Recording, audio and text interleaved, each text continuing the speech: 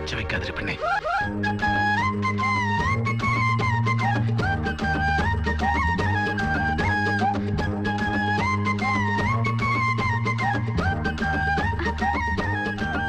പേടിക്കണ്ട, വരും ഓഫീസിൽ തന്നെയാ. സെർച്ച് നിന്നെ ഒന്ന് കാണാൻ വേറെ ഒരു വഴി ഇല്ലാണ്ടിരിക്കുമ്പോഴാണ് ഇവിടെ കുറച്ച് ഫോറിനേഴ്സ് വന്നിട്ടെന്ന് അറിഞ്ഞ. ആ പേരും പറഞ്ഞ് പട്ടാഭി സാറിനെ പെരുകേറ്റി കൊണ്ടുവന്നിരിക്കുക.